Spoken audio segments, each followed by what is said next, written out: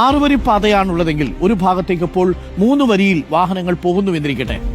ഒന്നാമത്തെ വരി എന്ന് പറയുന്നത്, അതായത് സൈഡിനോട് ചേർന്നുള്ള വരി, ഒന്നാമത്തെ വരിയിൽ വേഗം കുറഞ്ഞ വാഹനങ്ങളാണ് പോകേണ്ടത്.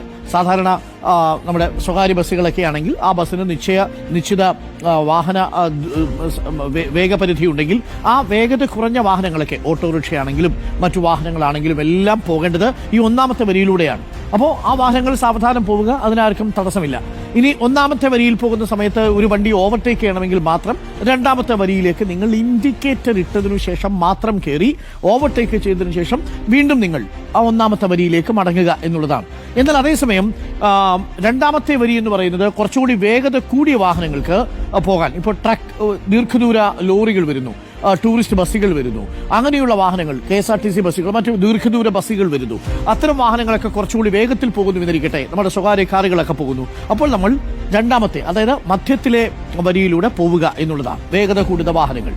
ഇനി മൂന്നാമത്തെ വരിയോ, നമ്മൾ സാധാരണ ഉപയോഗിച്ചുകൊണ്ടിരിക്കുന്നത് മൂന്നാമത്തെ വരിയാണെന്ന് എനിക്കറിയാം, ഇത് കണ്ടുകൊണ്ടിരിക്കുന്ന പ്രിയപ്പെട്ട പ്രേക്ഷകരിൽ കൂടുതലും. മൂന്നാമത്തത് എമർജൻസി വാഹനങ്ങൾ പോകുന്നതിനോ രണ്ടാമത്തെ വരിയിൽ പോകുന്ന വാഹനങ്ങളിൽ നിന്ന് മറികടന്നു പോകുന്നതിനോ ഓവർടേക്ക് ചെയ്യുന്നതിനോ വേണ്ടി മാത്രമേ നമ്മൾ മൂന്നാമത്തെ വരി ഉപയോഗിക്കാൻ പാടുള്ളൂ.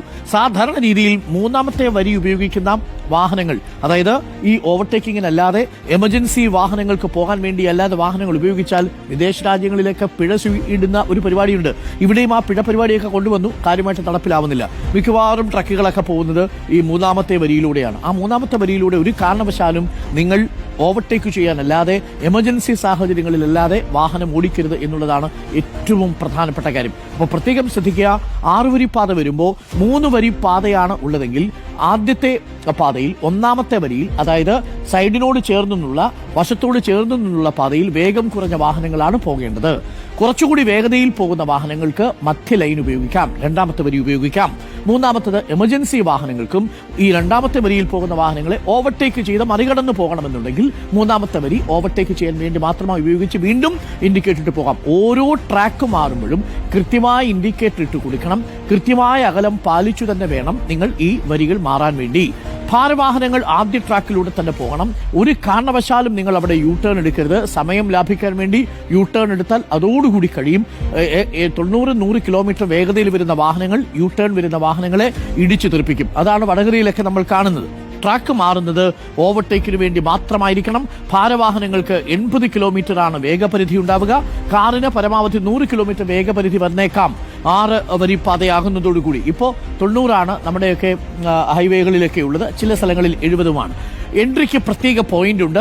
സർവീസ് റോഡിൽ നിന്ന് ചെറിയ ഗ്യാപ്പിലൂടെ ഹൈവേയിലേക്ക് എങ്ങനെയാ വരിക? ഇതാണ് സർവീസ് റോഡ്.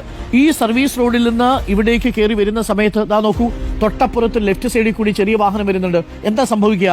ഈ സൈഡിലെ വാഹനം, ഈ സൈഡിലെ ട്രാക്കിലൂടെ അമിത വേഗതയിലാണ് വാഹനം വരുന്നതെങ്കിൽ ഇവിടെ പ്രേക്ഷകർക്ക് കാണാം, ഇതുവഴി വരുന്ന ഈ സർവീസ് റോഡിലൂടെ ഈ ഗ്യാപ്പിലൂടെ ഇതിലേക്ക് കയറുന്ന സമയത്ത് അമിത വേഗതയിൽ വരുന്ന ഈ വാഹനം സ്വാഭാവികമായി ഈ വാഹനത്തെ ഇടിച്ചു തെറിപ്പിക്കും. അപ്പോൾ സ്വാഭാവികമായും ഈ ലെഫ്റ്റ് സൈഡിലൂടെ വരുന്ന വാഹനങ്ങൾ ഒരു ഗ്യാപ്പ് എടുത്ത് ഇൻഡിക്കേറ്റർ ഇട്ട് ഇവിടെ വാഹനം വരുന്നുണ്ടോ എന്ന് റിയർവ്യൂ മിററിലൂടെ നോക്കിയതിനു ശേഷം മാത്രം ഒന്നാമത്തെ വരിയിലേക്ക് പ്രവേശിക്കുക. ഒന്നാമത്തെ വരിയിലൂടെ വരുന്ന വാഹനം വളരെ സാവധാനം മാത്രം സഞ്ചരിക്കുക. വേഗത കൂട്ടണമെന്നുണ്ടെങ്കിൽ രണ്ടാമത്തെ ട്രാക്കിലേക്ക് കയറിയാൽ മതി, അപ്പോൾ പ്രശ്നമില്ല.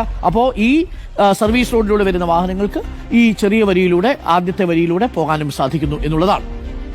എക്സിറ്റിനും വെവ്വേറെ പോയിന്റുകളാണ് ഉള്ളത് എന്ന് പ്രത്യേകം ശ്രദ്ധിക്കുക. സർവീസ് റോഡിലേക്ക് എക്സിറ്റ് ആകാനായിട്ട് പ്രത്യേക പോയിന്റ് ഉണ്ട്. ഉദാഹരണത്തിന് ഈ വരി വരുന്ന വാഹനങ്ങൾക്ക് ഇതുവഴി കടന്നു പോകണമെന്നുണ്ടെങ്കിൽ, എക്സിറ്റ് കടന്നു പോകണമെന്നുണ്ടെങ്കിൽ ഇവിടെ വരി ഇട്ടിട്ടുണ്ട്. ഇതേപോലെ വരുന്നു, എക്സിറ്റിനുള്ള വഴികൾ കാണാം. അപ്പോൾ ലെഫ്റ്റ് എടുത്തു, നമ്മൾ നേരെ